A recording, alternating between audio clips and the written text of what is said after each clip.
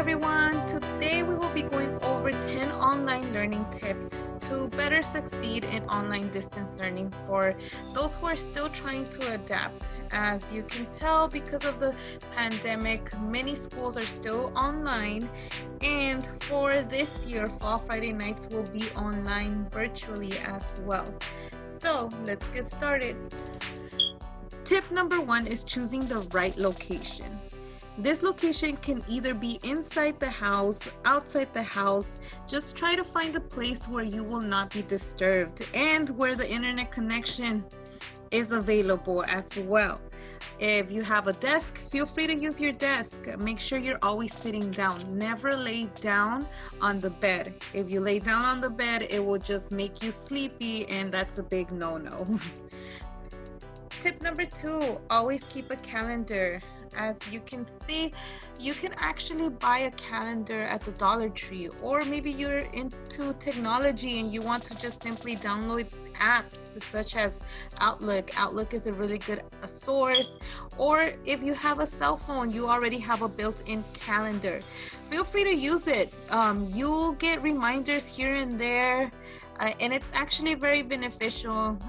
It keeps track of your homework, it keeps track of your classwork, and for parents this is actually very useful for you if you are interested in checking on your whether your child is turning in their assignments. Feel free to use Google Calendars, or feel free to use your phone calendar. That way you can receive those updates along with your child.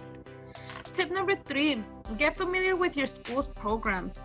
Many schools are using Google Classrooms while others are using Schoology. Colleges are using Canvas or Blackboard. There's also PowerSchool for parents and for students to check grades and so forth. Feel free to navigate in the programs. If you're not familiar with the programs, feel free to contact the schools, email teachers, the programs that you're supposed to be looking into. Tip number 4, feel comfortable calling your schools. Parents and students, feel comfortable calling your school if the internet goes down. Feel comfortable in having that communication. If you forget your email address, we understand that happens. Also, if you forget your password, they can help you reset your password so you can get it updated. Feel free to just communicate with them. If you need any support, they're always there to help. Tip number 5, keep an open communication with teachers. Always remember, teachers do have emails. Everyone has emails now. Feel free to interact with your teachers. Let them know what's going on at home. It might be that you were struggling that day, you were not able to concentrate. Feel free to communicate that with them. What about if you had internet issues? Feel free to communicate that with the teacher as well. That way they can have an idea and they can see that you are trying in classes. Don't wait until the last minute, until the semester is almost over, and then there's not really much that we can do. Tip number 6, do not forget to use your breaks to relax and stretch. Always take a time to just breathe, to just meditate. We understand it's hard sitting down all day. Always take your breaks. If you have a lunch break, go and eat something. Never miss your break. This refreshes yourself and gives you more energy.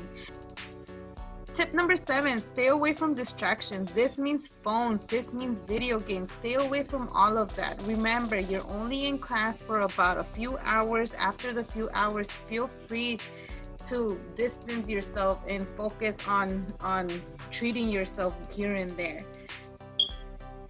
Tip number 8, use all free resources, which means Google Drive, there's Zoom, there's Google Duo, there's YouTube. Google Drive is a really good program for all you high school students. If you need to submit an essay, Google Drive is the way to go. It automatically saves your work. If you need to do a PowerPoint slide, Google Drive has that. If you need to use an Excel sheet or any other program, upload videos, upload your presentations, Google Drive is the way to go for many, and it's something very easy. Have the time to navigate. Also, YouTube. YouTube is another important part. Maybe you need a tutorial for a class. Maybe you didn't understand the problem and you just want more information. Feel free to have that source. Feel free to research. Feel free to use YouTube as much as you like. Many of us are visual learners, and this is something very useful for us. Tip number 9, have fun. Don't forget that even though it's online distance learning, you can always communicate with your friends whenever there's a free chance to do so. Also, make studying easy and fun. There's also Kahoot. You can create your own account and share it with your friends and then play games with it. Don't forget to always have fun. Tip number 10, never forget to reward yourself. Once school day is over, the rest of the day is for you. You've done your homework, you've done your classwork. Take the time to enjoy yourselves. I know it's hard. Play video games. Ask your parents if it's okay. You can even play a Pictionary game online with your friends.